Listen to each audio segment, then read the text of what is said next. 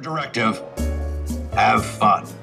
I could do that. So we have successfully knocked out both parks. The thing that you need to know is that we slept in till 2 yesterday. Oh yeah. And we still hit every single ride that was open. Today, I was like, let's get up early and let's go charge over to Walt Disney Studios Park. Turns out it wasn't open at 8 a.m.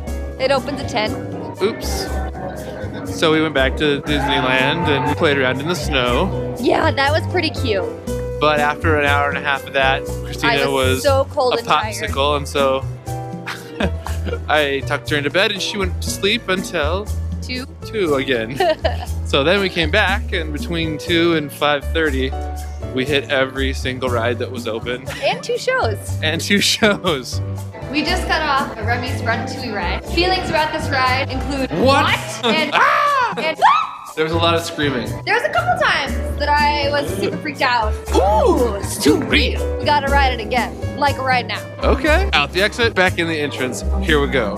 Why in the world don't we have this ride? It's pretty spectacular. Man, as a 3D artist, I was fooled by some of the stuff. First time we saw the rat, we both said, What? What?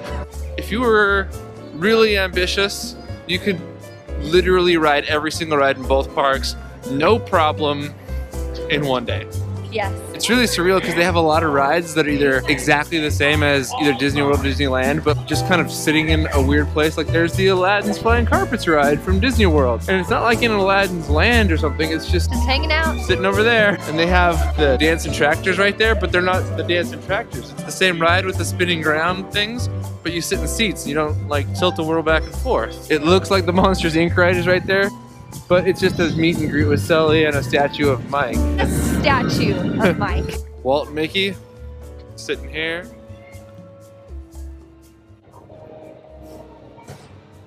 I always felt like MGM, now Disney's Hollywood Studios, had this sort of thrown together feel. You know, they built things onto it over time, and like they changed out a lot of stuff. Like originally, it was supposed to be laid out in a giant set of Mickey ears if you looked at it from an aerial view, but now they've added buildings and stuff and wrecked that whole thing.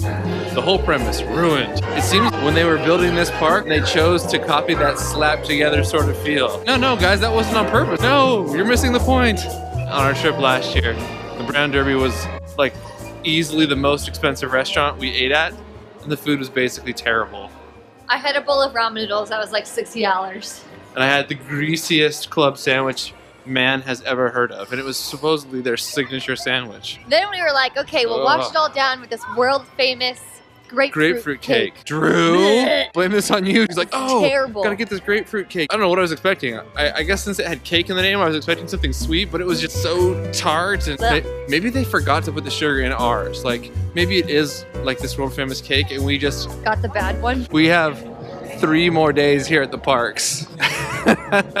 So it looks like we'll probably head back into Paris to catch some of the history related stuff that we missed. Yeah. But we did hear about a secret that we will find tomorrow. Yes. And we will share that with you